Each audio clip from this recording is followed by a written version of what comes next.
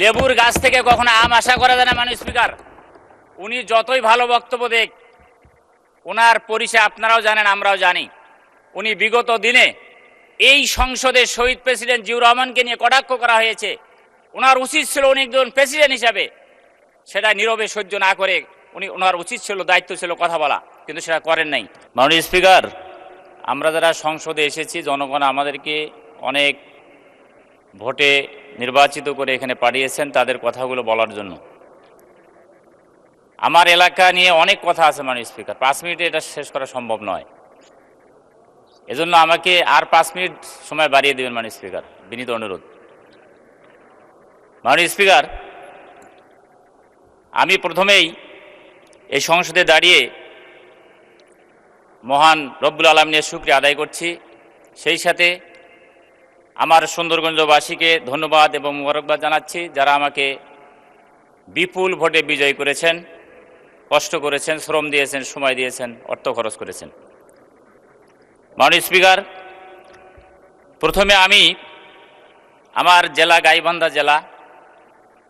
জেলার একটা ব্র্যান্ডিং আছে, স্বাদে ভরা রসমঞ্জুরির ঘ্রাণ, চরাঞ্চলের ভুট্টা মরিচ, গাইবান্ধার প্রাণ। মাননীয় সদস্য, আপনি যেভাবে স্টার্ট করছেন আমরা 15-20 মিনিট লাগবে। আমি আপনাকে আরো 2 মিনিট 7 মিনিট টাইম দেবো। 7 মিনিটের মধ্যে প্লিজ কনক্লুড। ঠিক আছে, ধন্যবাদ। মাননীয় স্পিকার, আমাদের স্বাদ আছে, সাধ্য নাই। আমরা আমাদের বাপদাদার আমল থেকে শুনে আসছিলাম, গাইবান্ধার বালাসী থেকে জামালপুরের বাহাদুরাবাদ ঘাট পর্যন্ত একটা ব্রিজ হবে, যমুনা সেতু। মাননীয় স্পিকার, এটা প্রথমে আমাদের ওখানে হওয়ার কথা ছিল, সেটা পরবর্তীতে সিরাজগঞ্জ হয়েছে, টাঙ্গাইল সিরাজগঞ্জ। এখন আমরা শুনতেছি দ্বিতীয় যমুনা সেতু হবে। আমি আজকে এই সংসদে দাঁড়িয়ে গাইবান্ধাবাসীর পক্ষ থেকে শুধু নয়, উত্তরাঞ্চলের 8টি জেলা, মাননীয় স্পিকার, এই 8টি জেলার জনগণের পক্ষ থেকে তাদের প্রাণের দাবি, এই দ্বিতীয় যমুনা সেতু গাইবান্ধার বালাসী থেকে জামালপুরের বাহাদুরাবাদ ঘাট পর্যন্ত যেন হয়। এই এলাকার সমস্ত মানুষের প্রাণের দাবি মাননীয় স্পিকার। মাননীয় স্পিকার, এই সেতু যদি হয় তাহলে শুধু এই 8টি জেলায় নয়, এর সাথে জয়পুরহাট জেলাও আমাদের এই দিক দিয়ে তারা যাতায়াত করতে পারবে। প্রায় 150 কিলোমিটার রাস্তা কমে যাবে এবং সময় বাঁচবে মাননীয় স্পিকার। এজন্য আমি আজকে মহান সংসদে দাঁড়িয়ে আবারও জোরালোভাবে দাবি করছি, এই সেতু যেন দ্বিতীয় যমুনা সেতু আমাদের গাইবান্ধা এবং বাহাদুরাবাদের মধ্যে হয়। আপনার মাধ্যমে আজকে এই মহান সংসদে আমি সেতু মন্ত্রী দৃষ্টি আকর্ষণ করছি। মাননীয় স্পিকার, সেই সাথে আমাদের গাইবান্ধায় এখানে কৃষি বিশ্ববিদ্যালয় হওয়ার কথা ছিল, সেটাও কেটে নিয়ে অন্য এলাকায় নিয়ে দেওয়া হয়েছে। মাননীয় স্পিকার, আমাদের নির্দিষ্ট জমি আছে, সেখানে একটি কৃষি ইনস্টিটিউট আছে, সেখানে 3টে ফ্যাকাল্টি চালু আছে। মাননীয় স্পিকার, যদি আপনি আপনার মাধ্যমে শিক্ষামন্ত্রী মহোদয়ের দৃষ্টি আকর্ষণ করছি, এই কৃষি বিশ্ববিদ্যালয় যদি অনুমোদন করা হয়, অনুমোদনের পরের দিন থেকে ক্লাস নেওয়া সম্ভব। মাননীয় স্পিকার, যেহেতু সেখানে 3টি ফ্যাকাল্টি আছে, ছাত্রছাত্রী আছে, এজন্য গাইবান্ধাবাসীর প্রাণের দাবি, এই কৃষি বিশ্ববিদ্যালয় আমরা যাতে পাই সেজন্য ব্যবস্থা গ্রহণ করবেন। মাননীয় স্পিকার, সেই সঙ্গে মেডিকেল কলেজ নেই, আমাদের পলিটেকনিক ইনস্টিটিউট নেই। আমি শুনেছি একটি পলিটেকনিক ইনস্টিটিউটের মধ্যেই মঞ্জুরি হয়েছে, কিন্তু সেটা এখনও বাস্তবায়ন হয় নাই। মাননীয় স্পিকার, যদি থেকে থাকে তাহলে অতি দ্রুত যাতে এটা বাস্তবায়ন করা হয়, আমি মাননীয় শিক্ষামন্ত্রীর সে ব্যাপারে দৃষ্টি আকর্ষণ করছি।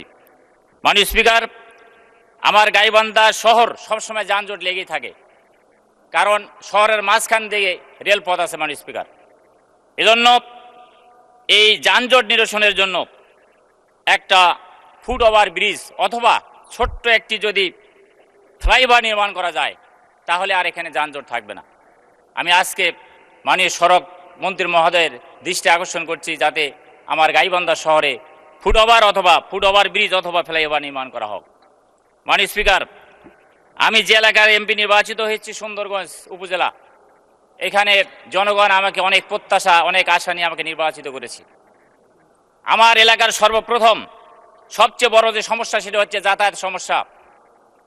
যে এলাকার যাতায়াত ব্যবস্থা উন্নত সেই এলাকা তত উন্নত। আমার সুন্দরগঞ্জ যাতায়াত ব্যবস্থা একেবারে ভঙ্গুর।